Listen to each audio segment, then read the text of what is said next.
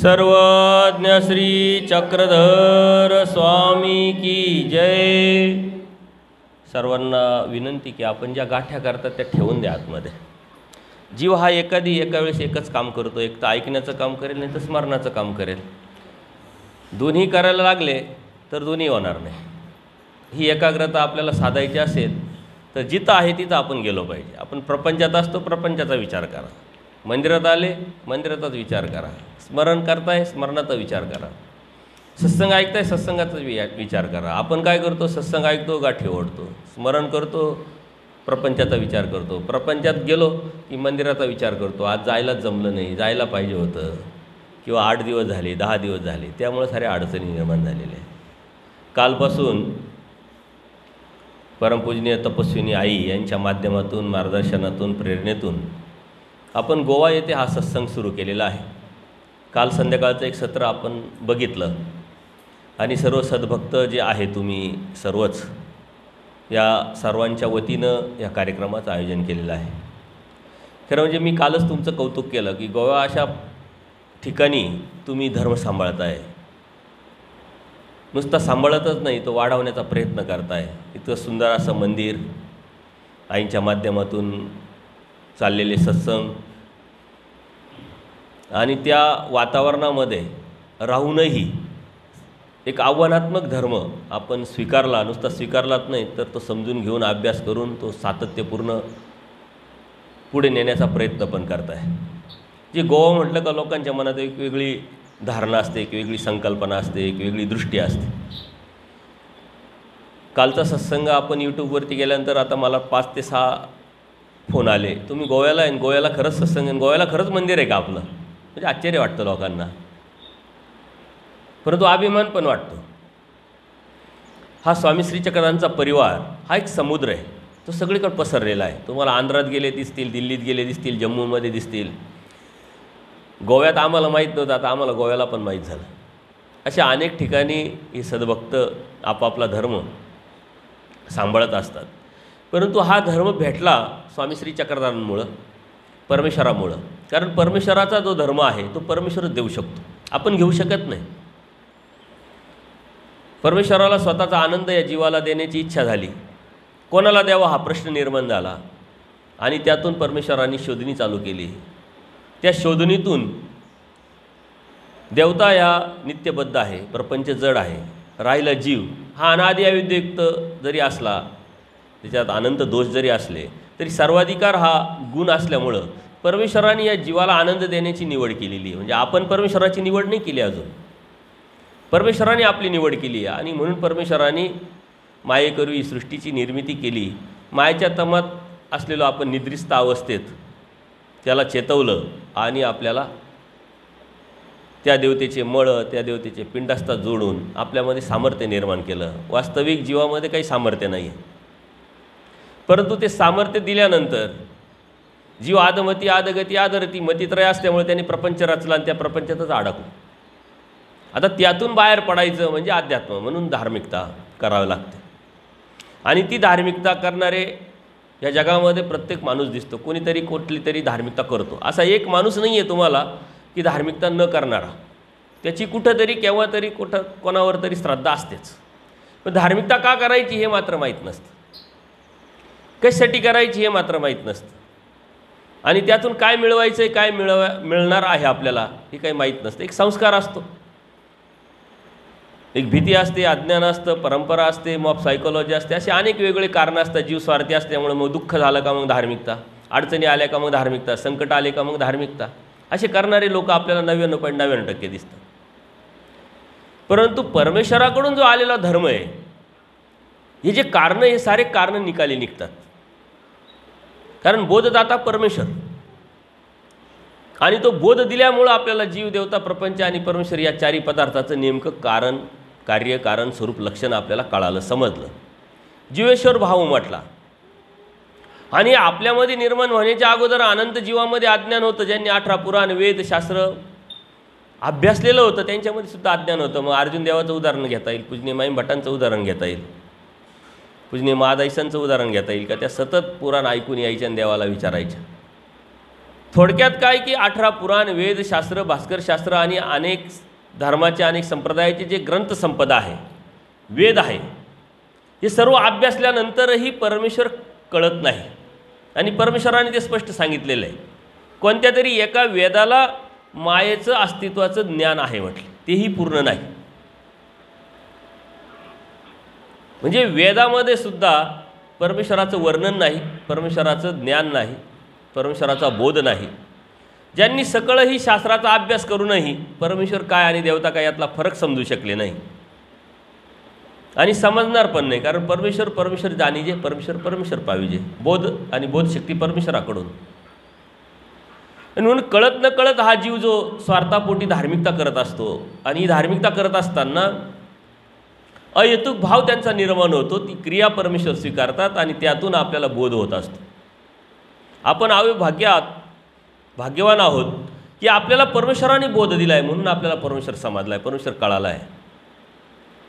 बोध तर परमेश्वराने दिला आहे, पण या बोधाद्वारे परमेश्वराची भक्ती करत असताना परमेश्वराने जे तत्त्वज्ञान सांगितलं, जे शास्त्र सांगितलं, ते आपण समजून न घेता जर अभ्यास करत राहिलो तर परमेश्वर धार्मिकता करत राहिलो तर परमेश्वर भेटेल त्याची काही गॅरंटी नाही.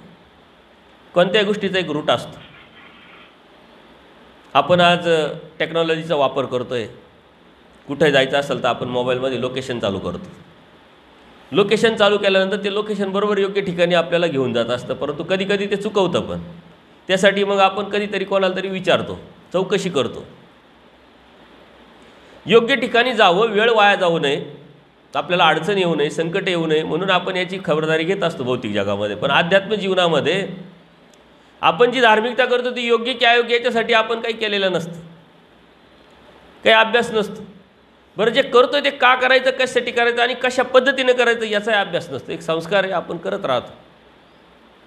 कालच मी सांगितलं की अहेतुकापासून भेटलेला हा धर्म, अदृष्टपर हेतून केलेल्या क्रियेतून आपल्याला भेटलेला धर्म, आपण मात्र नंतर अन्यथा ज्ञानामुळं दृष्टपराकडे जातो आणि अनंत जन्मानंतर, अनंत सृष्टीनंतर परमेश्वराने जो आपल्याला बोध दिला आहे, थोडक्यात ज्ञानाचा स्पर्श केलेला आहे आपल्याला.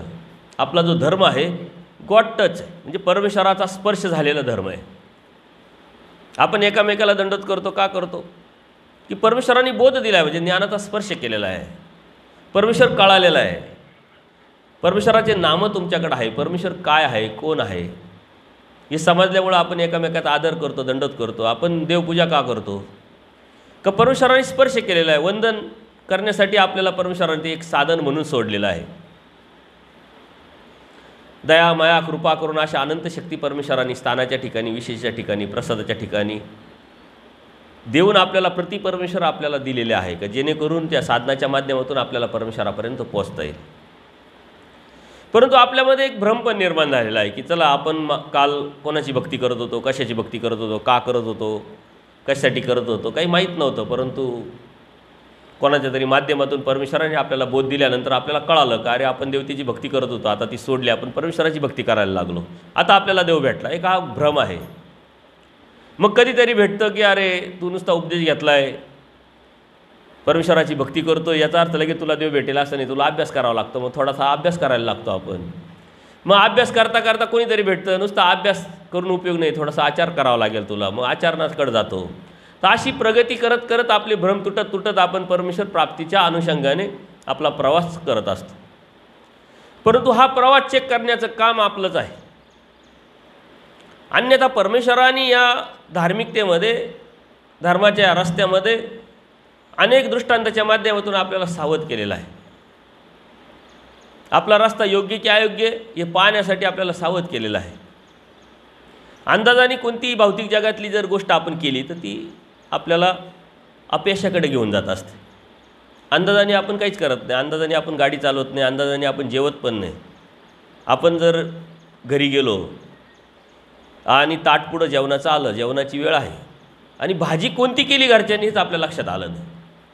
आता भाजी केली आपल्या घरच्यांनीच केली म्हटल्यानंतर खायचं आणि त्याचा उद्देश काय, पोट भरण्याचं, डोकं लावण्याचं, चिकित्सा करण्याचं, प्रश्न विचारण्याचं काही कारणच नाही. तरी पण आपण विचारतो ही भाजी कसली, ही भाजी कसली. जोपर्यंत कन्फर्म होत नाही, क्लिअर होत नाही, ते जेवायला सुद्धा आपण सुरुवात करत नाही. इतके चिकित्सक आहे, इतके हुशार आहे, इतके बुद्धिवादी आपण आहोत, पण धर्म म्हटला की आपण थांबून गेलेलो आहे. ते थांबणं आपल्या हिताचं नाही आहे. म्हणून अभ्यास करणं गरजेचं आहे. देवाने ज्ञानमोचक सांगितलेलं आहे. ते ज्ञान घेणं गरजेचं आहे. ज्ञान कशाचं? जीव, देवता, प्रपंच आणि परमेश्वराचं कार्यकारण स्वरूप लक्ष. जीव होता कुठं, आला कुठं, आणलं कोणी, कशासाठी आणलं, त्याचा उद्देश काय, येण्याच्या अगोदर तो कुठं कुठं कुठं फिरून आला, त्यात परत जायचं की नाही जायचं, ही जाणीव जोपर्यंत होत नाही तोपर्यंत आपण खऱ्या अर्थाने त्या धर्माच्या रस्त्याला लागतच नाही. म्हणून अंदाजाने कोणतीच गोष्ट करायची नाही, आणि अंदाजाने केलेली गोष्ट कधीच यश आपल्याला देत नाही. हा अनुभव आपल्याला अनेक वेळा येत असतो. देवाने वज्रकिटकीच्या दृष्टांतातून आपल्याला हे समजावलेलं आहे की एखादा आजारी असतो, त्याला वज्रकिटकीचा रोग लागलेला असतो, आतल्या कातड्याला त्याला खाज येत असते, आणि ती खाज जावी, त्रास जावा म्हणून तो इकडं तिकडं साधनं पण करत असतो. जसं की आपल्या डोकं दुखायला लागलं, काही पोट दुखायला लागलं, काही आजार यायला लागला, आपल्याला सर्दी झाली, ताप आला, तर आपण काय करतो, जनरली जवळच्या डॉक्टरकडे जातो आपण. ते लक्षणांनी आपल्याला औषध देतात 2-3 दिवसाचे, परंतु ते औषध घेतल्यानंतरही आपल्याला बरं वाटत नाही, मग आपण दुसरा डॉक्टर बदलतो. तिथंही बरं वाटत नाही, मग आपण MD डॉक्टरकडे जातो. मग MD डॉक्टर डायरेक्ट गोळ्या औषध देत नाही, ते चेकअप करतात, MRI काढतात, ब्लड चेक करतात, थोडक्यात निदान करतात की तुमचा जो आजार आहे कशामुळे झालेला आहे, कारण शोधण्याचा प्रयत्न करतात. मग कार्याला यायचं का नाही, कसं यायचं ते ठरवतात. एकदा का निदान झालं, कारण समजलं का मग ते गोळ्या औषध देतात, आणि त्यातून रिझल्ट पण भेटतो. हे आपले दररोजचे अनुभव असतात. तसं पहिल्या डॉक्टरकडे गेल्यानंतर त्यांनी गोळ्या औषधं दिले, गोळ्या औषधं ते आजारावरच नव्हते, पण घेतले आपण, मग साईड इफेक्ट होणार. तसं दुसऱ्या डॉक्टरांकडे गेलो, त्यांनी बी अंदाजाने दिलेले, लक्षणांनी दिलेले, तेही त्या आजारावरती नव्हते. कारण पहिल्या डॉक्टरला आजार माहीत होता, औषध माहीत नव्हतं. दुसऱ्या डॉक्टरला औषध माहीत होतं तर आजार माहीत नव्हतं. पण तिसऱ्या डॉक्टरकडे गेल्यानंतर त्यांनी पूर्णपणे निदान केलं की याला नेमका आजार झाला आहे काय, आणि ह्या आजारावर उपयोग म्हणून औषध कोणतं द्यायला पाहिजे, त्याचा त्यांनी आधार घेतला आणि आपण बरं झालं. देवाने यातून काय सांगितलेलं आहे की इतर कर्मकांडातून, इतर अंधश्रद्धायुक्त धर्मातून, धार्मिकतेतून आपल्याला देव भेटणार नाही. आणि हे मिळवण्यासाठी जर आपण त्याचा आधार घेत असेल तर कर्म तर करतच राहतो, ते कर्म अधिक जोडल्या जातात आणि त्यातून अधिक दुःख होतं. मुक्तीचा दरवाजा तो पण जरी उभं राहिलो तरी मुक्त आपल्याला भेटणार नाही, मुक्ती आपल्याला मिळवता येणार नाही. आणि म्हणून योग्य ठिकाणी योग्य रस्त्याने जाणं हे अत्यंत गरजेचं आहे. अंदाजाने कोणती गोष्ट, कोणती धार्मिकता आपल्याला करता येत नाही, आणि त्यांनी परमेश्वराने त्यासाठी वेळोवेळी आपल्याला सावध पण केलेलं आहे. जसं गाय असते खुंट्याला बांधल्यानंतर ती सुटण्यासाठी प्रयत्न करते, फिरते, परंतु ती सुटत नाही, तसं आपणही मुक्तीसाठी परमेश्वर भेटलाय, परमेश्वराच्या भक्तीतून आपल्याला देव पाहिजे. असा कोणता जीव नाही की ज्याला देव पाहिजे नाही. प्रत्येकजण म्हणतो मला देव पाहिजे, परंतु तो कसा, कोणत्या पद्धतीनं देवाने सांगितला आहे तो समजून घ्यायला मात्र आपल्याला वेळ नाही आहे. आणि धर्म खूप मोठा आहे, त्याचा खूप मोठा अभ्यास असतो. हा जो न्यूनगंडी, जी भीती आहे ती पहिले आपल्या मनातून काढून टाकली पाहिजे. कारण धर्म परमेश्वराने आपल्या हितासाठी आपल्याला दिलेला आहे, बोध आपल्या हितासाठी परमेश्वराने दिलेला आहे. परमेश्वराने अवतार घेतला आपल्या हितासाठी दिलेला आहे. म्हणून आपल्याला झेपेल, कळेल, समजेल, जाणवेल, लक्षात येईल आणि करता येईल तेच आपल्याला देवाने सांगितलेलं आहे. देवाची प्रवृत्ती उत्तरापंथाला जाण्याची होते, आणि देव आचार्यांना सांगतात की असं निदानाचा आचार पण तुम्ही ऐका. तर देवाविन काही धर्म असतो का? ऐकण्याची मनस्थिती निर्माण झाली नसते. अचानक ज्या देवाने घडवलं मडवलं तो देव म्हणतो आता मी जाणार म्हटल्यानंतर किती दुःख झालं असेल. ते ऐकण्याच्या मनस्थितीत नसतात, परंतु पूजनीय माईम भट्टाच्या माध्यमातून परमेश्वर त्यांना सांगतात की तुम्ही म्हणता ते बरोबर आहे, देवाविन धर्म असू शकत नाही म्हटलं. म्हणून आपल्या धार्मिकतेमध्ये आपला देव आपल्याला किती कळाला, किती समजला आहे, त्यावरती आपण चालायचं असतं. पूजनीय माईम भट्टांच्या माध्यमातून देव आपल्याला हे सांगताय की जे जीवाला कळेल, जीवाला समजेल, जीवाला करता येईल तेच मी सांगणार आहे. आणि म्हणून आपल्याला जे येईल, आपल्याला जे कळेल, आपल्याला जे समजेल, आपल्याला जे करता येण्यासारखं आहे तेच परमेश्वराने सांगितलेलं. आपल्या मनामधला जो गैरसमज आहे, न्यूनगंड आहे की नाही धर्म खूप मोठा आहे आणि माझ्याच्यानी होणार नाही, ही भीती पहिले आपण काढून टाकली पाहिजे. आणि ज्यावेळेस तुम्ही तत्त्वज्ञानात जाल त्यावेळेस तुमच्या लक्षात येईल की धर्म तर अत्यंत सोपा, सरळ, स्पष्ट, पारदर्शक आहे. धर्म म्हणजे काही नुसती कर्मकांड, नुसतेच विधी, नुसता धार्मिकता नाही आहे.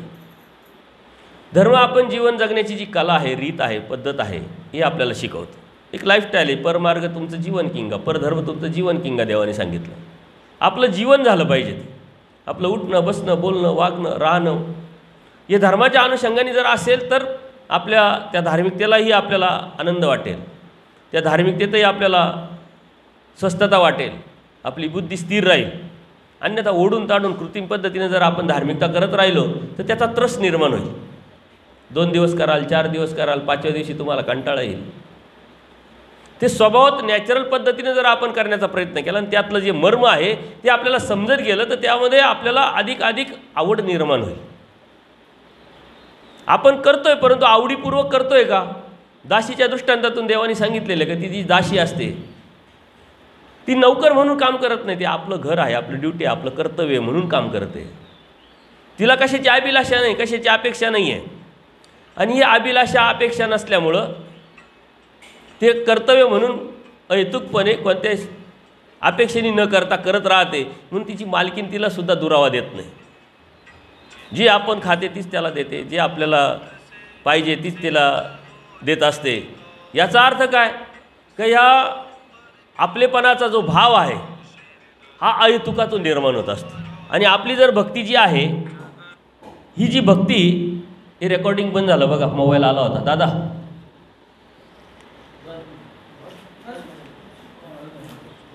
तर आपण जी भक्ती करतोय ही कोणत्या पद्धतीची असायला पाहिजे आणि कोणत्या पद्धतीची आपण केली पाहिजे, हे जोपर्यंत आपल्याला लक्षात येणार नाही तोपर्यंत या धर्माविषयी आपल्या मनामध्ये गैरसमज राहणार आहे, अज्ञान राहणार आहे, अन्यथा ज्ञान राहणार आहे. दासीच्या दृष्टांतातून देवाने सांगितलं आहे की जे बी कराल ते अहेतुकपणे आपलेपणाने जेव्हा कराल तेच तुमच्यासाठी साधन आहे. आवडीपूर्वक कराल तेच परमेश्वराला अपेक्षित आहे. म्हणजे आता आवड निर्माण होण्यासाठी काही आपण मेडिकलमधून गोळ्या तर घेऊ शकत नाही, इंजेक्शन तर घेऊ शकत नाही. ती आवड निर्माण होण्यासाठी शास्त्राचा अभ्यास, धर्म काय आहे, शास्त्र काय सांगतंय, तत्त्वज्ञान काय सांगतंय, आपण ज्या परिस्थितीत आहोत त्या परिस्थितीत आपल्याला काय काय करण्यासारखं आहे, करता येऊ शकतं, याचा जेव्हा तुम्ही विचार कराल तेव्हा तुमच्या लक्षात येईल. म्हणून लीळाचरित्र तुम्ही वाचता ही खूप जमेची गोष्ट आहे. परंतु संशोधक पद्धतीनं लीळा वाचून त्यातून जर आपण प्राप्त केलं ज्ञान आणि त्यावर चालण्याचा प्रयत्न केला तरच धर्मापर्यंत आपल्याला जाता येईल. मुलं शाळेत जातात, शिक्षक शिकवतात, ते ऐकतात, ट्युशनला जातात, शिकवतात, ते ऐकतात. त्याचं चिंतन मनन नाही केलं तर, प्रॅक्टिस नाही केली तर त्यांना पेपरमध्ये काहीच लिहिता येणार नाही. जसे जनावरं असतात बघा, दिवसभर चारतात, दिवसभर चारा खातात आणि हे करत असताना रात्री बसल्यानंतर रवंत करतात. तेव्हा त्यांची धष्टपुष्टता निर्माण होते, त्यांना शक्ती निर्माण होते. तसं तत्त्वज्ञान जे आहे, आदरितशास्त्र, हे लगेच पकडल्या जात नाही, त्याची प्रॅक्टिस करावं लागेल. हे ऊर्ध्वगतीचं तत्त्वज्ञान आहे, ऊर्ध्वगतीचा परमेश्वर आहे, त्यासाठी तुम्हाला प्रॅक्टिस करावं लागेल. जसं व्यायामाची प्रॅक्टिस करता करता आपल्याला स्टॅमिना वाढवतो, वाचण्याची प्रॅक्टिस करता करता, अभ्यास करण्याची प्रॅक्टिस करता करता करता येते, तसं अभ्यासाची प्रॅक्टिस करावं लागते. कारण ऊर्ध्वगतीचं याला एनर्जी लागते, याला ताकद लागते. त्यानुसारच आपल्याला ते सातत्यपूर्ण जर करत राहिलो आणि प्रयत्न करत राहिलो तर आपल्याला कळेल, समजेल. असे कितीतरी तत्त्वज्ञान आहे का आज आपण ते सांभाळू शकतो. आणि ह्या बाजूनी जेव्हा विचार करायला, आचाराच्या बाजूने जेव्हा आपण विचार करतो तेव्हा आपले विचार दृढ होतात. आचार्य योग्यता, विचारे दृढता. विचाराची दृढता कशातून निर्माण होते? आचाराच्या बाजूने विचार केला तर. पण आपल्या मनामध्ये एक मानसिकता झालेली आहे की आचार फक्त साधू संतांनी करावा, नामधारक वासनिकाचा आचाराचा काय संबंध आहे. पण तुम्ही आचार करताय, देवीदेवतेची भक्ती करत नाही, हा आचारच आहे. कोणत्या देवीदेवतेच्या मंदिरात जात नाही, प्रसाद खात नाही, हा एक आचारच आहे. कर्मकांड विधी पाळत नाही, अंधश्रद्धा पाळत नाही, हा एक आचारच आहे. परंतु त्याच्या पलीकडं परमेश्वराने जीवाच्या हितासाठी जो आचार सांगितलेला आहे तो जर समजून घ्यायचा असेल तर शास्त्रात गेल्याशिवाय पर्याय नाही. म्हणून पूजनीय माईम भटांच्या माध्यमातून, पूजनीय महादायसांच्या माध्यमातून आपल्याला हे शास्त्र तत्त्वज्ञान आपल्याला सांगितलं आहे. आणि महादायसांच्या अनेक प्रश्नाला उत्तर देताना हे तत्त्वज्ञान आपल्याला परमेश्वराने सांगितलेलं आहे. महादायसा वाराणसीला जायचं असतं, तिला अजून बोध झालेला नाही आहे. आणि बोध झालेला नसताना पूर्वश्रमीचे जे गुरु असतात दादोस, ते म्हणतात यात्रा चाललेली आहे, पदयात्रा चाललेली आहे, पवा चाललेला आहे, तर आपण तिकडं जाऊन यावं. वाराणसी स्वर्गखंड आहे, चांगलं तीर्थ आहे, ते आपण करून यावं. आणि त्या अनुषंगाने त्यांनी तयारी केलेली. किराणा आहे, कपडे आहे, जसं आपण प्रवासाला लागल्यानंतर आपल्याला काय काय हवं असतं ते आपण सर्व पॅकिंग करतो, तसं त्यांनी पण केलं. आणि देवाकडे आल्यानंतर परवानगी घ्यावी, देवाला सांगावं. म्हणून महादायसा म्हणते की आम्हाला वाराणसीला जायचं आहे. देव समजावतात, बाई वाराणसीला काय आहे म्हटलं, तीर्थक्षेत्र आमोचक आहे म्हटले, सन्निधान मोचक आहे म्हटले. तुम्ही कशाला जाता, इथल्यासारखेच माणसं तिथं, इथल्यासारखं तीर्थ, इथल्यासारखंच पाणी, इथल्यासारखेच झाडं सर्व दिसतील म्हटले. तिला ते पटतं. ती परत दादोसांकडे येते. दादोस परत समजावतात की असं कसं लोक आपल्याला नावं ठेवतील, आपण आता जाऊन आल्यानंतर राह तू कायमचीच मग सन्निधानात, तुला कोण मना करतंय. परत तिला वाटतं का ठीक आहे, काय हरकत नाही.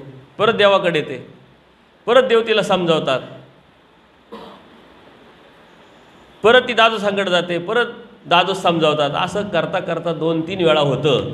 आणि मग तिलाही असं वाटतं की आता आपण परवानगी न घेता डायरेक्ट जावं. आणि म्हणून ती देवाकडे निघते की आता आपण दंडोत करावं आणि निघावं वाराणसीला जायचं. देवाला लक्षात येतं, देव सर्वज्ञ आहे. देवबाईसांना म्हणतात की ताकातली माशी आता महात्म्यांनी बाहेर काढली म्हटली. पण देव दयाळू माळू कृपाळू असल्यामुळं, ती चिकित्सक असल्यामुळं ती ज्यावेळेस देवाकडे येते आणि दंडोत घालून निघते, तर ती स्वतः विचारते की देवा आम्ही तर वाराणसीला चाललोय, परंतु तिथं काय करायचं हे आम्हाला माहीत नाही आहे, कसं करायचं हे आम्हाला माहीत नाही, तिथला आचार काय, तिथला विधी काय हे आम्हाला माहीत नाही आहे. आणि त्यावेळेस मग देव तिथला आचार विधी त्यांना सांगतात की बाई जमीन भाड्याने घ्या, लाकडं भाड्याने घ्या, तुमचा किराणा तुम्ही स्वतः विकत घ्या, स्वतः बनवा.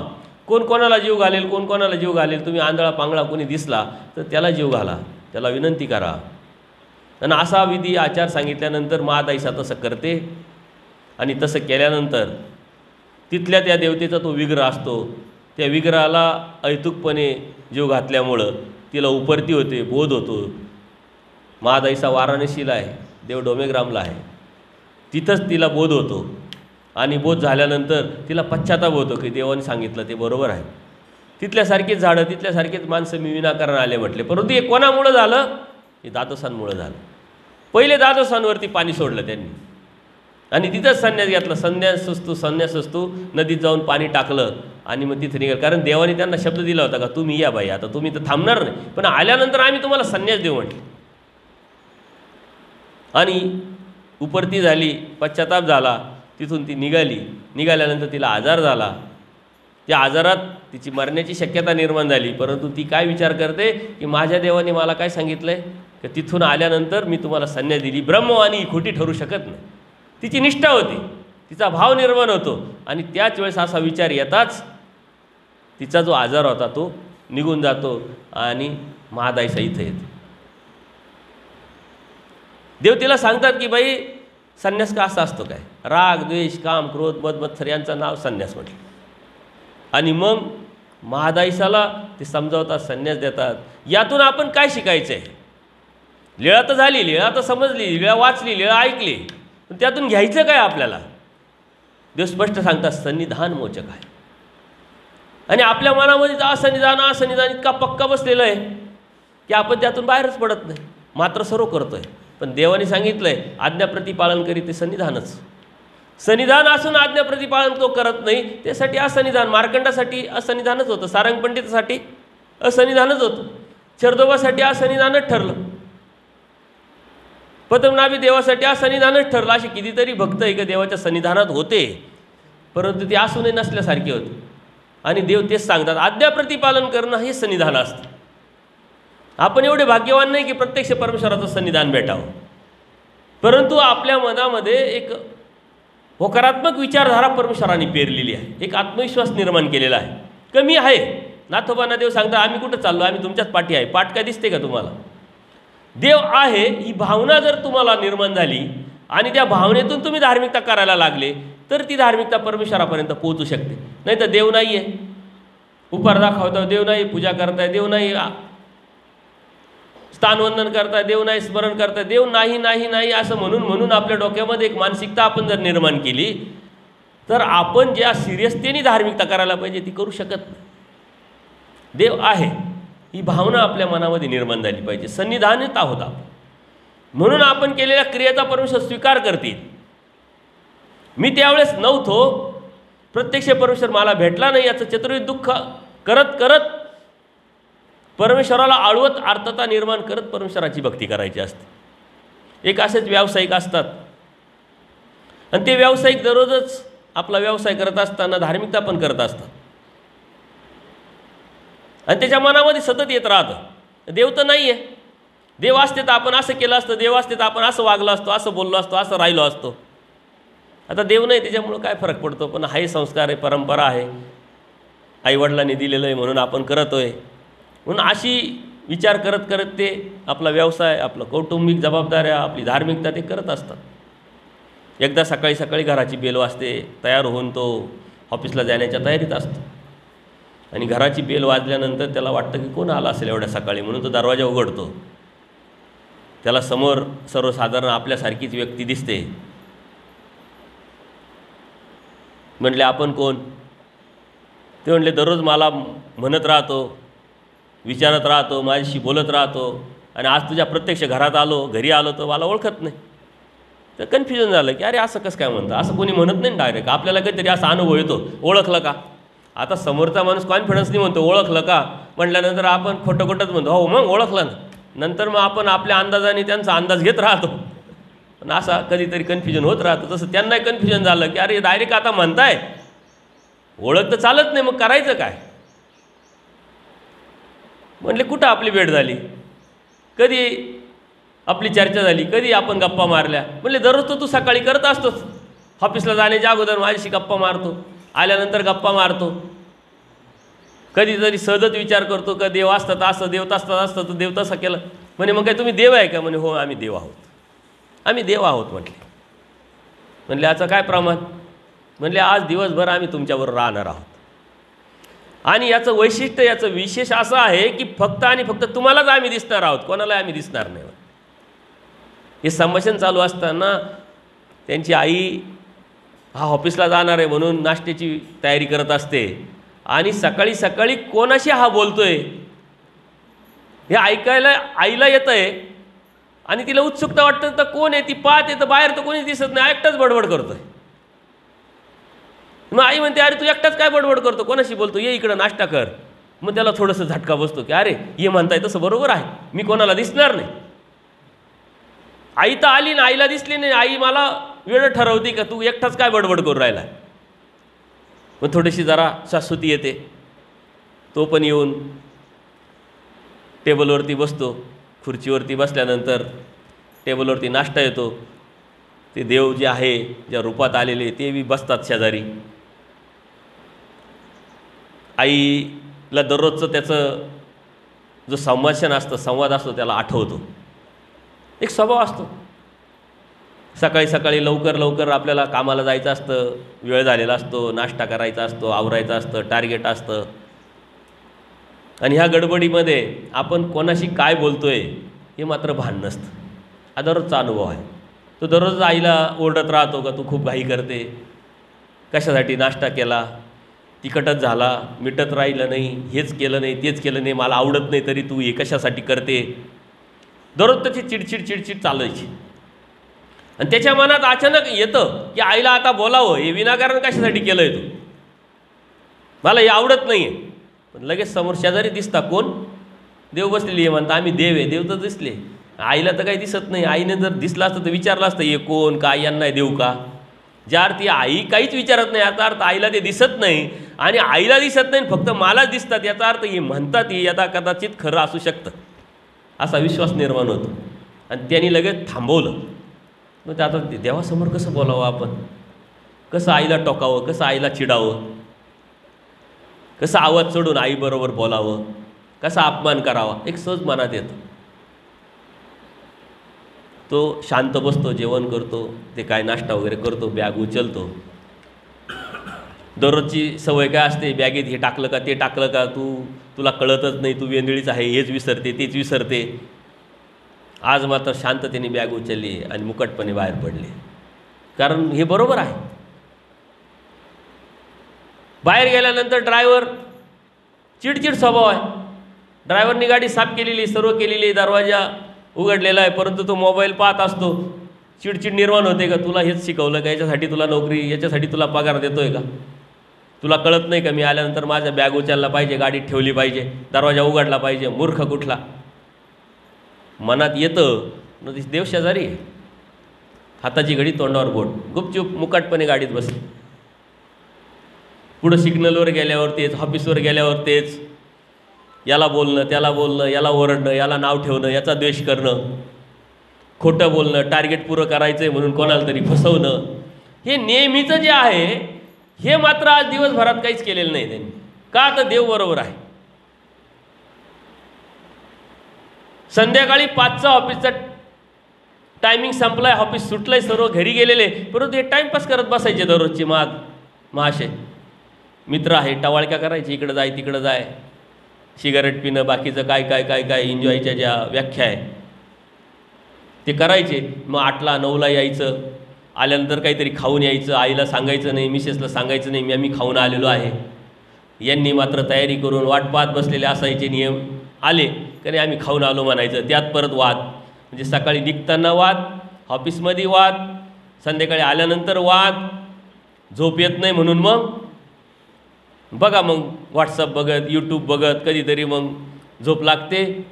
असं हे सारं आयुष्य अडीअडचणीचं. पैशाची कमी नाही, सुबत्तेची कमी नाही, पण अस्वस्थता जी आहे ही मात्र नावालाही नाही. असं जीवन व्यतीत करता करता संध्याकाळी मात्र ते देव पण त्यांच्याबरोबर आले आणि मग देव त्यांना विचारतात, आज कसं काय वाटलं, काय काय बदल काय झाला. कारण 5ला संपल्यानंतर 5:30ला हे घरी आलेले. घरच्यांना आश्चर्य वाटलं की आज सूर्य कोणत्या बाजूने उगवला आहे. 8ला 9ला येणारा माणूस 5:30लाच आल्यानंतर फ्रेश आंघोळ पांघोळ करून देवपूजेपुढं समोर दररोजची देवपूजा करण्याची सवय पळाली. नाही तर डोकं टेकवलं, 2 दंडोत घातले तर घातले, नाही तर नाही घातले. घरच्यांना दंडोत केला केला नाही केला.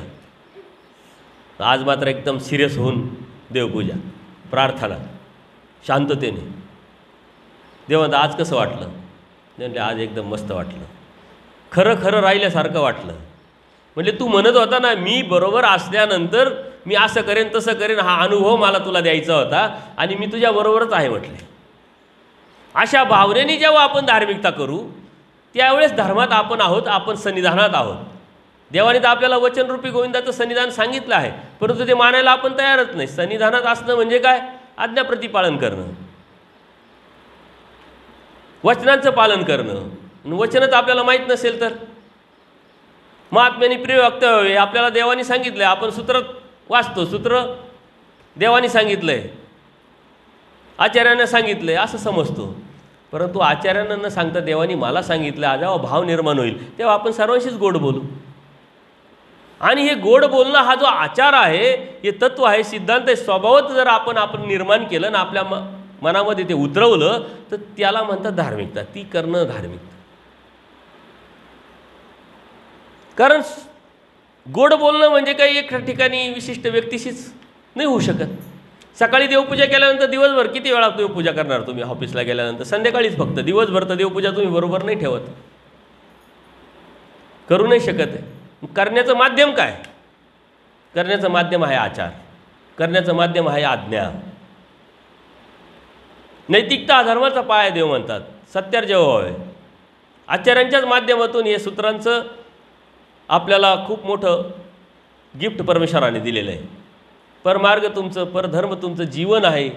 हे जीवन आपण जेव्हा चालता बोलता धर्माच्या अनुषंगाने जगायला शिकतो, त्यावेळेस धर्मात आपण असतो, धर्म आपल्याबरोबर असतो आणि यातून परमेश्वराची प्रसन्नता निर्माण होत असते. आज आपण जे करतोय त्याच्यामध्ये ह्या गोष्टीचा किती भाग आहे याचं जर चिंतन केलं तर आपल्याला आठवणसुद्धा येत नाही या गोष्टीची. आपली देवपूजा सकाळ संध्याकाळची, कधीतरी क्रिया, कधीतरी स्थानवंदन, कधीतरी मंदिरात येणं, एवढी छोटा धर्म आपण करून टाकलेला आहे. धर्म इतका छोटा असू शकतो काय? तर धर्म कोणाचा आहे? परमेश्वराचा. आणि परमेश्वर कुठे आहे? चैतन्यापर. चैतन्याच्या पलीकडं परमेश्वर आहे. तो जितका मोठा आहे तितका त्याचा धर्मही मोठा असेल, तितकाच प्रगल्भ असेल, तितकाच बोल्ड असेल, तितकीच त्याची आचार विचार प्रणाली, तितकीच त्याचा त्याग मोठा असेल. तेवढा आपण कधी विचारच करत नाही. आपण म्हणतो आपल्या आवाक्याच्या बाहेरचं, पण जे आवाक्यातलं आहे तेच आपल्याला देवाने सांगितलेलं आहे. आणि परंपरागत आलेला धर्म आपण आपल्याला सांभाळण्याचा प्रयत्न करतोय. पाठीमागचं आलं, पुढचं आलं, त्याच्या पुढं ढकलत राहत. त्यात काय परमेश्वराने आपल्याला सांगितलं आहे, बदल काय परमेश्वराला अपेक्षित आहे, याचा आपण कधीच विचार करत नाही. आणि तुम्हाला याच्यासाठी अत्यंत अपग्रेड राहावं लागेल, कारण तुमच्या आजूबाजूचा जो माऊल आहे, काल मी तुम्हाला सांगितलं की आमच्या इकडं माऊल वेगळा असतो, वातावरण पोषक असतं.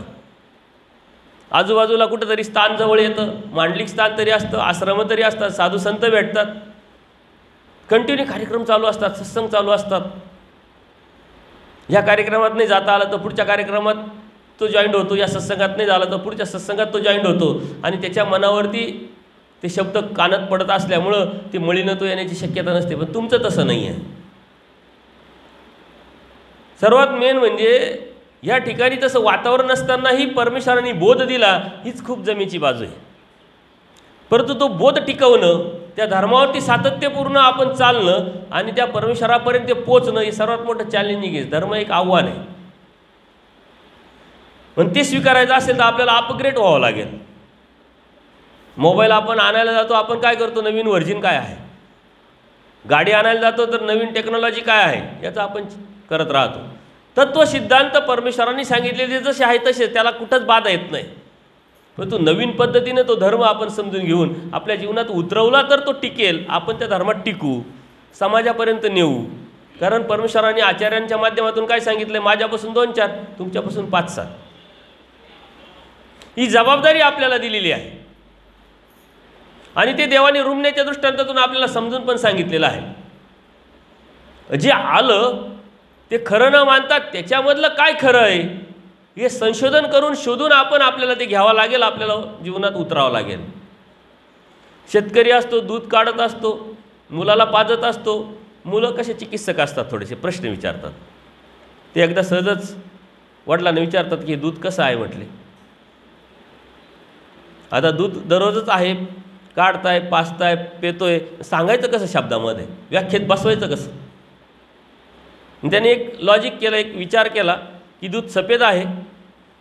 शेतकरी म्हटल्यानंतर शेतामध्ये बगळे दिसतात, बगळा ही सफेद आहे म्हणले दूध बगळ्यासारखं. त्याला वाटलं आपण उत्तर देऊ आणि याचं तोंड गप्प करू, काहीतरी वेळ मारून न्या. आता मुलगा त्याच्याही पुढचा वर्जिन होतं. ते काय म्हणतात? बगळा कसा म्हटले. आता बगळा कसा कसं काय समजायचं, सांगायचं कसं म्हटले? ते रुमण्यासारखं असतं. आता जे शेतकरी त्यांना रुमणं माहिती, एक अवजार असतं नांगरणी वखरणी करण्यासाठी, हाताला पकडण्यासाठी ते एक अवजार आहे आणि ते अवजार बगळ्याच्या मानेसारखं असतं. आता ते म्हटले दूध बगळ्यासारखं, बगळा रुमण्यासारखं, पण ते रुमणं तरी कसं असतं म्हटले. मग ते हात वाकडं करून दाखवतं, बघा रुमणं असं असतं म्हटले, असं पकडायचं असतं आणि त्यावरती ते कार्य करत राहतं म्हटले. त्याची तेवढ्यापुरती समाधान झालं. आणि एकदा खेळता खेळता तो सहजच घराच्या बाजूला जातो, तिथं सर्व अवजारं असतात, त्याला ते रुमणं दिसतं आणि दूध म्हणून तो रुमणं प्यायला लागतो. कारण त्याच्या वडिलांनी त्याला काय सांगितलेलं आहे? दूध बगळ्यासारखं असतं, बगळं रुमण्यासारखं असतं, आणि रुमणं हे असं असतं. हे रुमणं आहे म्हणजे हेच दूध आहे. आणि तो दूध प्यायला लागतो. आता दूध पिल्यानंतर, दूध प्यायला लागल्यानंतर त्याच्यात ते दूधच नाही आहे, ते कडक आहे. त्यांनी हिरड्या रक्ताळणार, तोंडातून रक्त येणार. एक डोळस मनुष्य त्यांना म्हणतो की अरे तू काय करतोय? म्हणले मी दूध पितोय. अरे हे का दूध आहे का? इथं रुमणं आहे. म्हणले तुम्ही चुप बसा, माझ्या बापाने सांगितलं ते काय खोटं आहे का? आपली मानसिकता अशीच असते. आपण धर्म आलेला आहे, देवपूजा करतोय, आईवडिलांनी सांगितलं देवपूजा करतो, उपदेश घेतला, नामस्मरण करा, कधीतरी घेतला. अडीअडचणी आल्या नाही, संकट आले नाही, प्रॉब्लेम्स आले नाही, तर ती धार्मिकता तेवढ्या पद्धतीनं आपण सिरियस करत पण नाही. कारण आपलं सुखाच्या व्याख्या बदललेल्या आहे. आपल्याला जेवढं पाहिजे तेवढं भेटतंय. त्यासाठी 15 वर्ष दिलेले, डिग्री मिळवलेली, नोकरी करतोय, पैसा भेटतोय, त्याच्यातून सुख आपल्याला उपलब्ध होत आहे. धर्माची काय गरज पडली? पण धर्म हे भौतिक सुखाच्यासाठी नाही, धर्म हा मुक्तीसाठी आहे. आणि त्याच्यासाठीच आपल्याला अपग्रेड व्हावं लागेल. धर्मामध्ये नेमकं काय सांगितलेले शोधावं लागेल, संशोधन करावं लागेल, सायंटिस्ट व्हावं लागेल. उथळ पाण्याला खळखळाट फार आपण समजतो ना, जे जे वरचं असतं ना त्यात टिकण्याची शक्यता नसते. ते उथळून पाणी खाली जाण्याची शक्यता असते. ती खोली आपल्याला धर्माची काय आहे ती जाणीव करून घ्यावं लागेल. आज आपण जे मोबाईल वापरतो त्या मोबाईलची सुरुवात कोणत्या कंपनीपासून झाली असा विचार केला तर तुमच्या मनात लगेच एक शब्द येईल, एक नाव येईल. कोणतं? नोकिया. बघा, तुम्ही सर्वांनी उत्तर दिलं. त्यावेळेस प्रत्येकाच्या हातात नोकिया हा मोबाईल होता. सुरुवात तिथून होती, अत्यंत स्वस्त, भारीतला भारी. नोकियाने सर्व मार्केट काबीज केलं होतं. आणि हे काबीज केल्यानंतर त्यांच्यामध्ये कॉन्फिडन्स निर्माण झाला होता की आता आपल्याला मार्केटमधून कोण हलवणार आहे. प्रत्येकाच्या डोक्यात जर नोकिया आपण घुसलू शकलो, आपण मार्केटिंग करू शकलो, प्रत्येकाच्या हातात आपण नोकिया देऊ शकलो, तर आपल्याला कोण हरवणार आहे? आता सारं मार्केटच आपलं आहे म्हटलं, बिझनेसच आपला आहे. त्यांनी बिझनेस केला. पण ज्यावेळेस तो बिझनेस करत होता त्यावेळेस त्याचे कॉम्पिटिटर काय करत होते? अपग्रेड होत होते. पुढचं व्हर्जिन यांना काय देता येईल, याच्यामध्ये ऑल इज वन आपल्याला काय देता येईल, जास्तीत जास्त फायदा काय करून देता येईल, ते विचार करत होते. मोबाईलमध्ये कॅमेरा देता येईल का, मोबाईलमध्ये मेल पाठवता येईल का, मोबाईलमध्ये काही व्यावसायिक कामं करता येतील का, हे ॲप टाकता येईल का, ते ॲप टाकता येईल का, सॅमसंग बाकीचे इतर ज्या कंपन्या आहे ते त्याचा विचार करत होते. आणि हा विचार करत असताना जेव्हा सर्व्हेअर असतात, मार्केटिंग करणारे, ते त्यांना सांगत असतात की अरे तुम्ही का थांबले, मोबाईलला खूप मागणी आहे मार्केटमध्ये, हा बिझनेस करतोय आणि तुम्ही अपग्रेडर बनण्याच्या पाठीमागे लागलेले. ते जे सॅमसंगचे डायरेक्टर असतात ना, त्यांनी एका मुलाखतीत काय सांगितलं होतं, आम्ही जोपर्यंत मार्केटमध्ये येत नाही ना म्हणले, तेवढाच वेळ नोकियाला आहे म्हटले मार्केटिंग करायला. आम्ही जेव्हा येऊ तेव्हा त्यांचं मार्केट थांबलेलं असेल म्हटलं.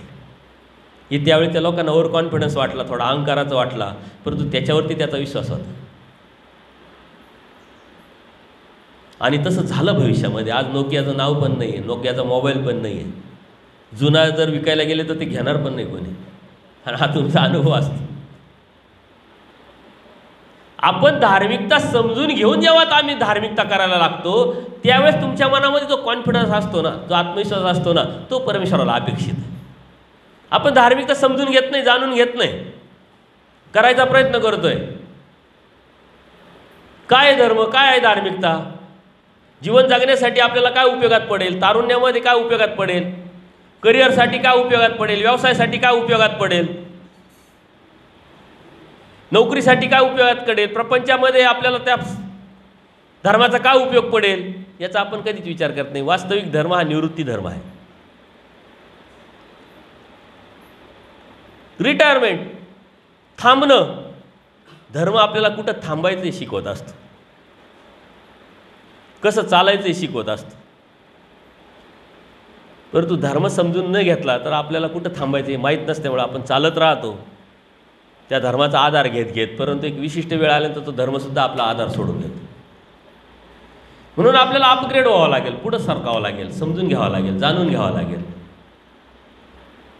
आणि ह्या प्रपंचात राहत असताना, या व्यवसायात राहत असताना, या नोकरीत राहत असताना जेव्हा तुम्ही धर्म समजून घ्याल त्याच वेळेस तुम्ही निवृत्त झालेले असाल, तुमची विचारधारा थांबलेली असेल आणि जिथं थांबली त्याच्या कितीतरी लांब ती विचार करत असते, त्याला काहीतरी वेगळं दिसत असतं.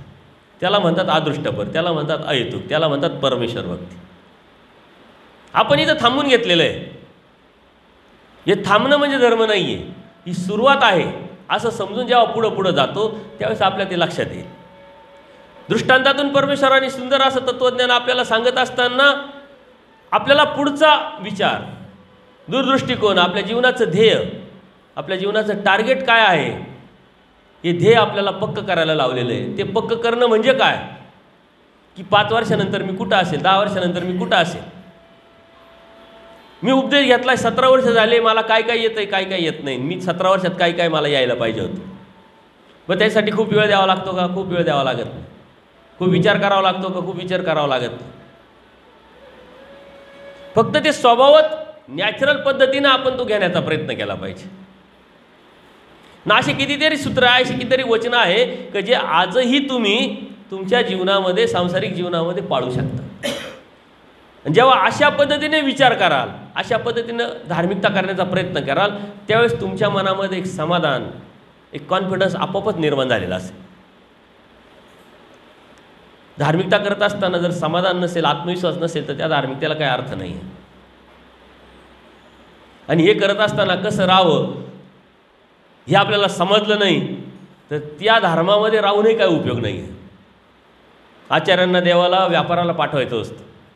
आता निवृत्ती धर्म, त्यावेळेस तर काही ड्रेस कोड असा काही नव्हता. एकदम व्यवस्थितपणे जायचं यायचं, जसं आहे तसं राहायचं. परंतु आचार्यांना ज्या वेळेस व्यापाराला पाठवायचं, देव काय सांगतात की माझे कपडे घेऊन जा तुम्ही. आचार्यांना वाटतं अरे देवाचे कपडे कसे घालावेत आणि कसे न्यावेत. म्हणजे तुमचे कपडे आम्ही कसं घालू. म्हणजे ज्या कामासाठी तू चालला आहे ना, या ड्रेसवरती, या कपड्यांवरती तू जाशील तर ते जे व्यापारी आहे ते तुला दुकानाच्या पुढे उभे करणार नाही. त्यांना असं वाटेल की काहीतरी कोणीतरी मागण्यासाठीच भिकारीत आले का. म्हटले पुढं चाल असं म्हणून उचकून देतील. म्हटले हे तुला करावं लागेल. म्हटलं ज्या ठिकाणी जाता, ज्या ठिकाणी राहायचं आहे, ज्या ठिकाणी बोलायचं आहे, त्या ठिकाणी तुम्हाला समाजव्यवस्था पाळावी लागेल, ही सृष्टीव्यवस्था पाळावं लागेल. म्हटली ती देवाने सुद्धा पाळली. आचार्यांना ते कपडे दिले. आचार्य तेवढ्या योग्यतेचे असल्यामुळे त्यांनी लगेच तिथंच नाही घातले आणि देवाला दाखवलं नाही कसे दिसतो बघा बघ, असं नाही केलं. तिथं गेले, मार्केटच्या बाहेर जाऊन त्यांनी कपडे बदलले. जे व्यापार करायचा तो केला, परत बाहेर आल्यानंतर परत कपडे बदलले, परत देवाचे व्यवस्थित कपडे घेऊन आले. प्रत्येक लीळेतून देवाने आपल्याला काहीतरी शिकवलं आहे. परमेश्वर एकीकडे सांगतात साधकाला जाती आता पाळायची नाही, चातुर्वर्णामध्ये भिक्षा करायची आहे. ब्राह्मण, क्षत्रिय, शूद्र, वैश्य अशी काही वर्णव्यवस्था देवानी मानली नाही. स्त्री आणि पुरुष हे सुद्धा वेगळे नाही म्हटले. ते काही जीव आणि तुम्ही काही जीवलिया म्हटले. परमेश्वर सम जीव विषम. असं असताना मात्र देव ज्या ठिकाणी गेले, काही ठिकाणी म्हटले ब्राह्मणांच्याच घरी भिक्षा मागा. असं का करावं. एकीकडे देवाने सांगितलं घरनं निवडीत भिक्षा करायची, वर्णव्यवस्था पाळायची नाही, आणि इथं तर ते पाळतात. याचा अर्थ काय, ती समाजव्यवस्था तशी होती, ती सृष्टीव्यवस्था तशी होती. आज सर्वात जास्त जबाबदारी नामधारक वास्तविकांवरती आहे.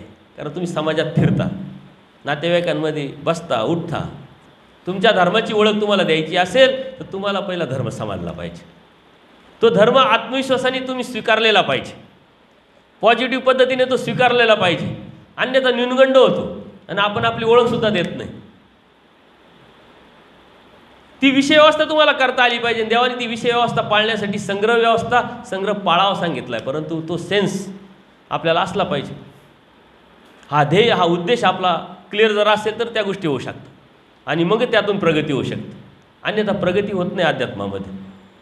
आपण ज्याला प्रगती म्हणतो ती प्रगती आहे का अधोगती आहे याचा सहजच विचार करा. का तुमच्या धर्मातलं जे आयुष्य आहे ते किती वर्षाचं आहे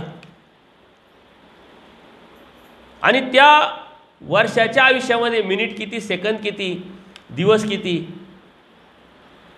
त्याला दिलेला वेळ तुम्ही किती, त्यातून तुम्हाला समजलेला धर्म किती, त्या समजण्यातून तुम्ही तो स्वीकारलेला धर्म किती आणि त्या स्वीकारातून सातत्यपूर्ण त्यावरती आपलं चालणं किती, हा जो विषय जर काढला तर तुमच्या मनामध्येच एक अवलोकन करा, सीमावलोकन करा, आत्मचिंतन करा, अनेक नोट तयार करा की आपलं या धर्मातलं आयुष्य किती आहे आणि त्यातून आपल्याला आजपर्यंत भेटलं आहे काय,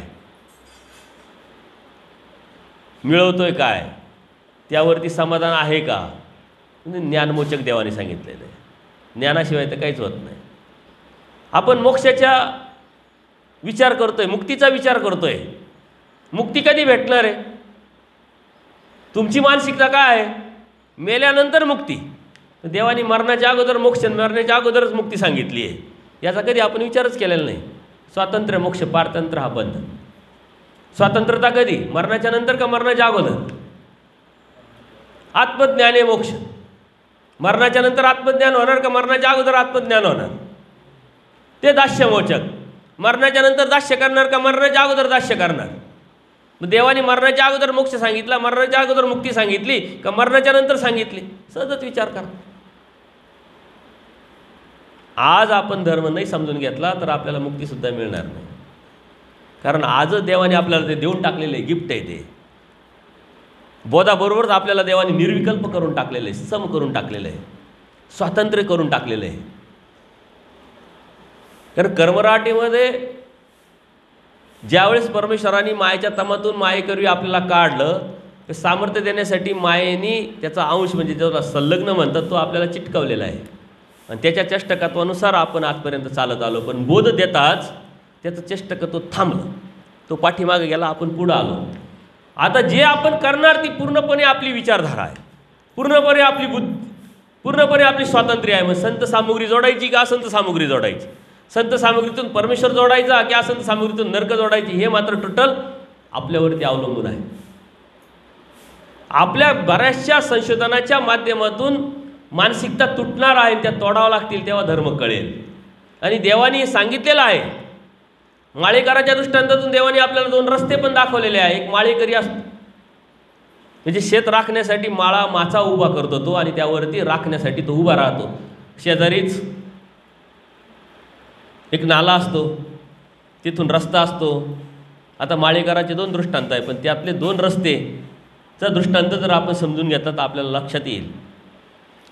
आता आपणही कुठं 2 रस्ते निघाले आणि आपल्याला कन्फ्युजन झालं का आपण विचारतो की अरे हा रस्ता कुठं जातो, हा रस्ता कुठं जातो, हा चांगला आहे का? क्लिअर जातो, मग आपण प्रवास करतो.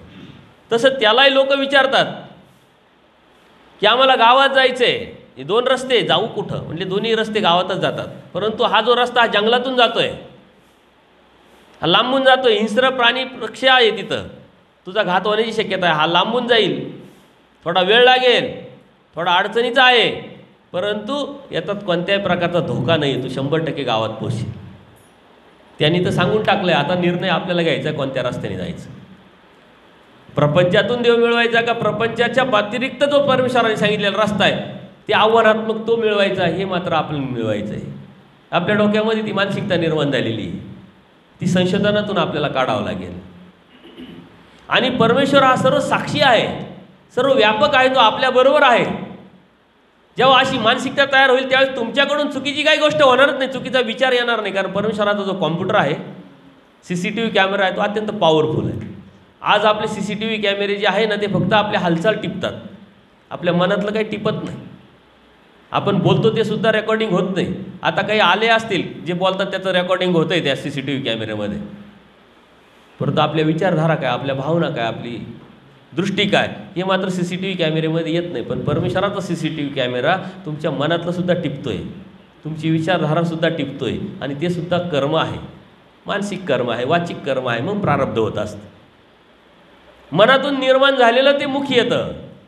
ते आपण म्हणतो ना कधी कधी कर्मराटीमध्ये, जे पोटी असे तेच ओटी आत दिसे. जे मनात येतं ते आपण व्यक्त करत असतो, व्यक्त येतं ते आपण काहीतरी करत असतो. आता मनात येऊ द्यायचं नाही आहे, इतकं सोपं आहे का? ते तर नॅचरल आहे, येणारच, परंतु ते डेव्हलप होऊ द्यायचं नाही आहे. ही मात्र साधना, ही मात्र धार्मिकता आहे. हा विचार येतो मनामध्ये. सायन्स काय सांगतं की आपल्या मेंदूमध्ये एका मिनिटाला 62,500 विचार येतात आणि जातात. शास्त्रातही सांगतं की आपण 62,500 दोषात अडकलेलो आहे. हे दोष म्हणजेच आपली नकारात्मक विचारधारा आहे.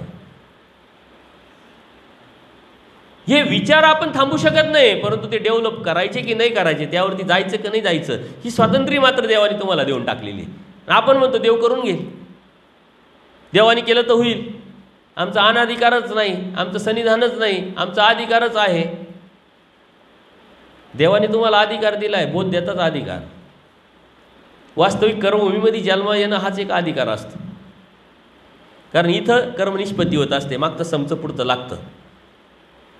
भारताच्या बाहेर जे देश आहे तिथं मनुष्य जन्म होतो म्हणजे काय, ती फक्त भोग योनी आहे, मागचं समतं पुढचं लागतच नाही आहे.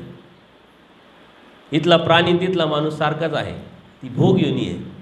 म्हणून कर्मभूमीत जन्माला येणं हाच तुमचा सर्वात मोठा अधिकार आहे, माझा अधिकार आहे. ज्या परमेश्वराने अवतार घेतला त्या परमेश्वराच्या धर्माच्या संपर्कात येणं, बोध होणं,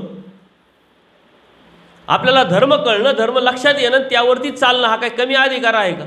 तरी तुम्ही आणि त्या अनाधिकाराच्या गोष्टी जर करत असेल तर आपण कुठेतरी कमी पडतोय, कुठेतरी चुकतोय, लक्षात घेतलं पाहिजे. देवानी सर्व या गोष्टी समजून सांगितलेल्या आहे अत्यंत स्पष्ट पारदर्शकपणे. आणि हे सांगत असताना सिद्धांत सांगितले, तत्व सांगितले, आचार विचार प्रणाली सांगितलेली आहे. आपण नेमकं अडकलोय कशामध्ये, त्यातून बाहेर पडायचं कसं, हे आपल्याला शास्त्र समजवत असतं, शास्त्र शिकवत असतं. यातून बाहेर पडण्यासाठी अभ्यासाची गरज असते आणि तो अभ्यास आपल्या जीवनामध्ये उतरवणं हे आपलं प्रथम कर्तव्य असतं. आणि हे करत असताना परमेश्वराने सांगितलेले तत्व सिद्धांत आहे त्यावरती ठामपणे चालणं, अभिमानाने चालणं, त्यावेळेस धर्म आपल्याला सहाय्य करत असतो. प्रयत्न करी दैवाचे सहाय्य होतं, पण प्रयत्न कशाचा असला पाहिजे, परमेश्वर प्राप्तीचा. आजपर्यंत तुम्ही भरपूर धार्मिक, कालच मी तुम्हाला प्रश्न विचारला, भरपूर धार्मिकता केली, भरपूर स्थानवंदन केले, भरपूर क्रिया केली, पण देव व्हावा याच्यासाठी काय केलं आजपर्यंत हे सांगा. आपलं पाठीचं स्मरणसुद्धा माझ्या मुलाला 10वीत चांगले मार्क पडावेत, 12वीत चांगले मार्क पडावेत याच्यासाठीच असतं. ऑलरेडी त्याने अभ्यास कसा केला, त्याच्यावर पेपर कसा लिहिला, त्याच्यावरती मार्क पडणार आहे, तरी आपण देवाला ते कामाला लावलेलं असतं. आणि देवाचे साधक म्हणून मग साधू संतांना आपण कामाला लावतो. माझ्या मुलाला पेपर चांगले व्हावे म्हणून पारायण करणारे माणसं काही कमी नाही, आम्हाला फोन येत राहतात, देवा जरा बाबा सकाळी सकाळी उठा जरा. म्हटलं आम्ही उठत राहतो, दररोजच बरोबर करत राहतो. नाही आमच्यासाठी उठा. म्हटलं काय करायचं उठून तुमच्यासाठी? नाही आमच्या मुलीचा आता उद्यापासून 12वीचे पेपर चालू आहे, सकाळी उठा, विडावा आणि आमच्यासाठी स्मरण करा. म्हणले आपण देवाला कामाला लावलं, साधू नाही कामाला लावलं, आणि आपणही कामाला लागलो आहे. परमेश्वराने धर्म कशासाठी सांगितले आपल्याला माहीत नाही, लक्षात आलेलं नाही आहे. म्हणून आपण आपल्याला धर्माला वापरतोय. आपल्याला अडचण आली, जसं आपल्याला डोकं दुखायला लागलं आपण काय करतो, उपाय म्हणून डॉक्टरकडे जातो, गोळ्या औषधं घेतो. तसं अडचण आली ना, मग उपाय म्हणून काय धार्मिकता करायची?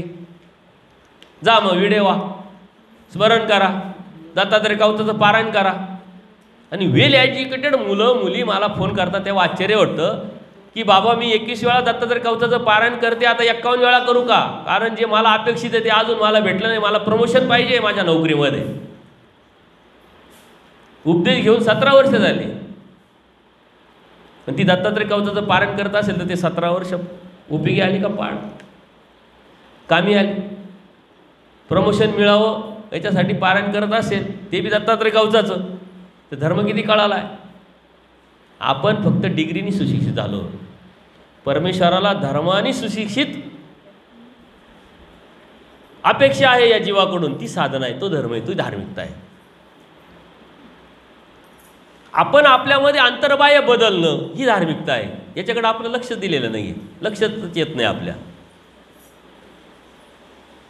मग काय दत्तात्रय कवच, काय संकटहारण स्तोत्र? सर्वात मोठं संकट आपलं काय होतं की देव आपल्याला कळालेला नव्हता, देव आपल्याला समजलेला नव्हता. त्या संकटातून तर देवाने आपल्याला बाहेर काढले. आता अजून कोणते संकट तुम्हाला पडताय? संकट एकच आहे का आता देव भेटेल की नाही? अनंत जन्म गेले, अनंत सृष्ट्या गेल्या,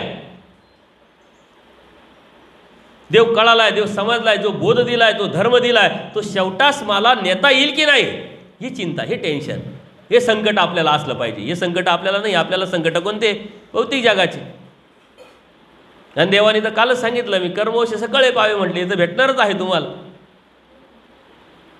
जे कर्माने भेटणार त्याच्यासाठी धार्मिकता करणं म्हणजे धार्मिकता वाया घालवणं. कालच्या दृष्टांतातून देवाने तेच सांगितलेलं आहे. कल्पवृक्ष झाडाकडं काय मागितलं नसतं आणि काय त्याला भेटलं नसतं. देव आहे देवाकडं काय मागायचं हे जर आपल्याला समजलं नाही तर देव कळाला काय, समजला काय, बोध झाला काय, आपण धार्मिकता करतोय काय, त्याचं नामस्मरण करतोय काय, स्थानं करतोय काय, क्रिया करतोय काय, सत्संग करतोय काय, उपयोग काय त्याचा. धर्म काय आहे, धार्मिकता कशात आहे, धार्मिकता का करायची आहे, हा विचार करून जेव्हा आपण धार्मिकता कराल तेव्हा ती उपयोगाची पडेल, तेव्हा त्याचा रिझल्ट दिसेल, तेव्हा तुम्ही समाधानी असाल, तेव्हा तुम्ही आत्मविश्वास असेल, कॉन्फिडन्स असेल. तुमचाच कॉन्फिडन्स लूज असेल नाही, देव भेटेल की नाही कोणी पाहिलं आहे, निवडं सोपं आहे का ते. अशी मनात जर नकारात्मक भावना जर असेल तर तुम्ही धर्माचेच नाही, दैवराटीचेच नाही, महानुभवच नाही तुम्ही. ज्या अर्थी देव मला कळाला, ज्या अर्थी मला देव समजला, ज्या अर्थी देवाने मला बोध दिला, त्या अर्थी देव मला भेटणार आहे, देव मला मिळवायचा आहे आणि मिळेल. आता कधी मिळेल याचा विचार न करता चालणं महत्त्वाचं आहे. त्याच्यातही लोकच अनेक शंका काढतात, मग 2 जन्मात मिळेल का, 4 जन्मात मिळेल का. मी सांगतो 50 जन्मात मिळेल. तुला करायचं काय, तुला आज ह्या मिनिटाला काय करायचं हे बघ, चालू वर्तमान काळ बघ. देवानी भूतकाळ आपल्याला सांगितलं, आपण होतो कुठं, मायेच्या तामात. काढलं कशासाठी, देवाने सांगितलं. इथपर्यंत येण्यासाठी तुला काय काय काय काय करावं लागेल, करावं लागतं हे तुला सांगितलं. आणि वर्तमानात काळात कसं जगायचं हे बी तुला शास्त्रातून सांगितलंय. आणि तसं जगला तर भविष्यात तू कुठं असेल हे बी देवाने सांगितलं. आपला धर्म इतका सुंदर आहे का जो भूतकाळ सांगतो, वर्तमान काळ सांगतो आणि भविष्यकाळ पण सांगतो. आपल्याला ज्योतिषशास्त्राकडे जायची काही गरज नाही, वास्तुशास्त्राकडे जायची काही गरज नाही, कर्मकांड या कुबड्या घेण्याची काही गरज नाही, हे देवतेचे ऋतवैकल्य करण्याची गरज नाही आहे. परमेश्वराचा धर्म दिला आहे, परमेश्वराचा धर्म आपण समजून घेऊन जर त्यावरती चाललो तर आपल्याला मिळणार आहे. आधार कशाचा घ्यायचा आहे, देवाचा. देवाचा आधार घेणं म्हणजे काय, देवाच्या आचाराचा. आचाराचा आधार घेणं म्हणजे काय, तत्वसिद्धांताचा.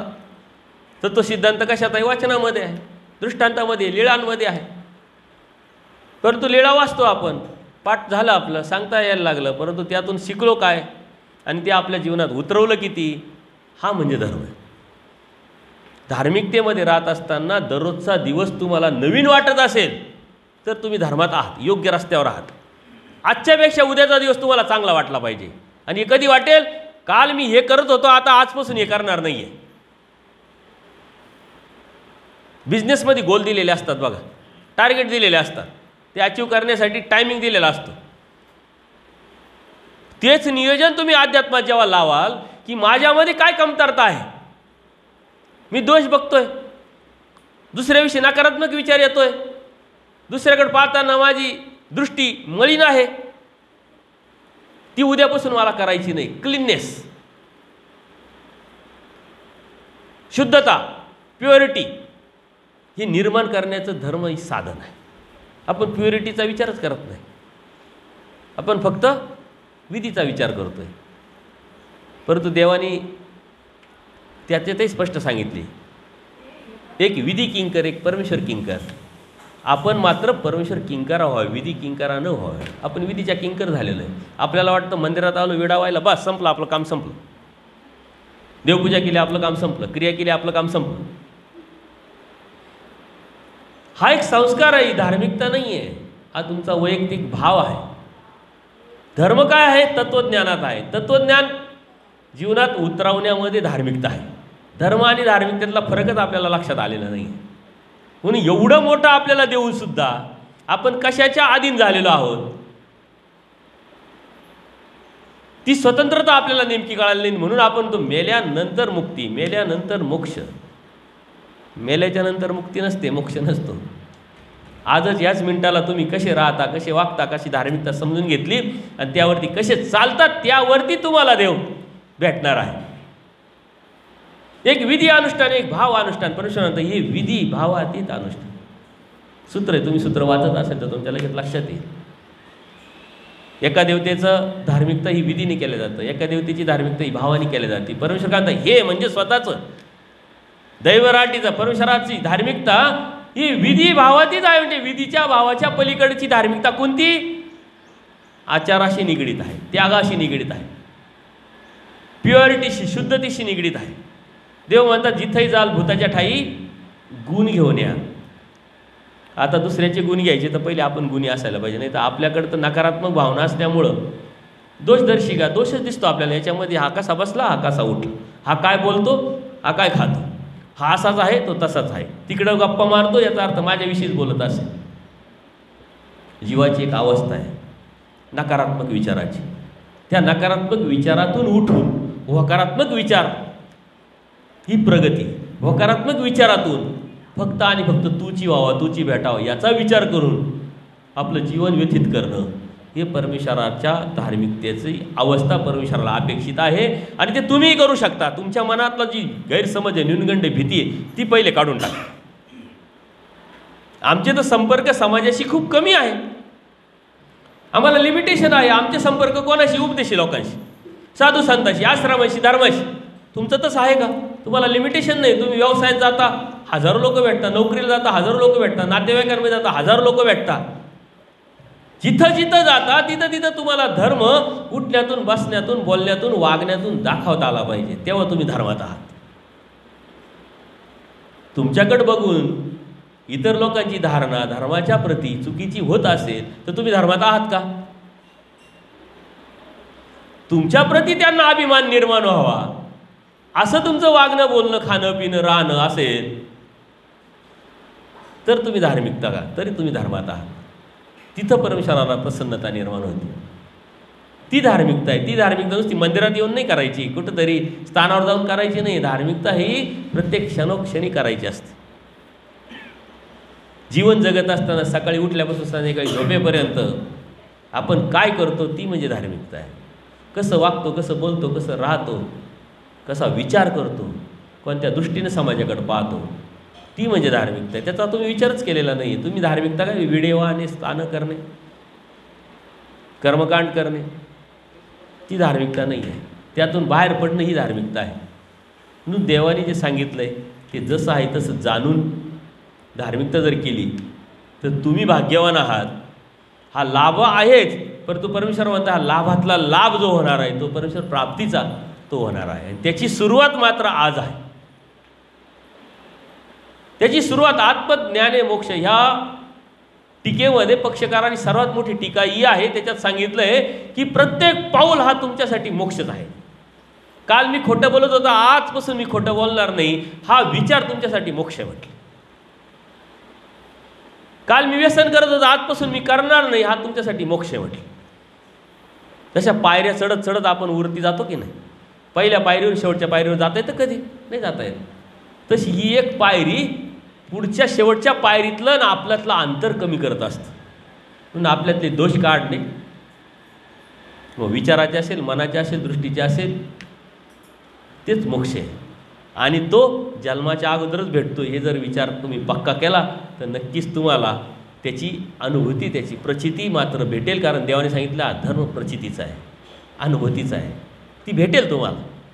ज्यावेळेस ही भेटेल त्यावेळेस तुम्ही स्वस्त असा, मस्त असा, त्यावेळेस तुम्ही फ्रेश असा, त्यावेळेस तुम्ही प्रसन्न असाल. नाही तर आपले चेहरे सतत पडलेले. काय झालं? नाही, काहीच नाही झालं. मग चेहरा का पडला? देव भेटला, देव समजला, दैवराटी धार्मिकता करतोय, तरी तुझ्या अडचणी तुला काय वाटतंय अडचणी? म्हणून देव धर्म आपल्याला विचार करायला लावतो. आणि म्हणून धर्म हा बुद्धिवाद्यांचाही विचार करणाऱ्याचा आहे. त्यानुसार तुम्ही अभ्यास करतच आहात. त्यावरती अधिक क्लिअरिटी येण्यासाठी वाचन, अभ्यास, चिंतन करणं हे अत्यंत गरजेचं आहे. मी तुम्हाला सर्वांना नामधारक वाचनिकांना समोर ठेवून एक अभ्यासक्रम तयार केला. आणि ते यूट्यूबवरती आपले सत्संग आहे. नंबरप्रमाणे जर ऐकले तर तुमच्या मनामध्ये काही प्रश्न राहणार नाही. धर्म अत्यंत होकारात्मक पॉझिटिव्ह विचाराचा आहे. नकारात्मक एकही शब्द त्यात नाही आहे. पण नकारात्मक जेव्हा विचार कराल तेव्हा मात्र धर्म तुम्हाला दिसणार नाही, कळणार नाही, समजणार नाही, तुम्ही धर्मातही असणार नाही. होकारात्मक जेव्हा विचार कराल तेव्हा तुम्ही धर्माचे आहात, धर्मात आहात, हे लक्षण आपण लक्षात घेतलं पाहिजे. जेव्हा आपल्या मनात नकारात्मक विचार येऊ, कोणताही हो, तेव्हा धर्मापासून दूर होतो आहे आपण, हे लक्षात घ्यायचं. होकारात्मक विचार आला तर धर्माजवळ आहे याचं लक्षण जर आपण लक्षात घेतलं तर दररोजच्या जीवनामध्ये याचा फायदा नक्की होईल. सर्वज्ञ श्री चक्रधर स्वामी की दंडवत हो.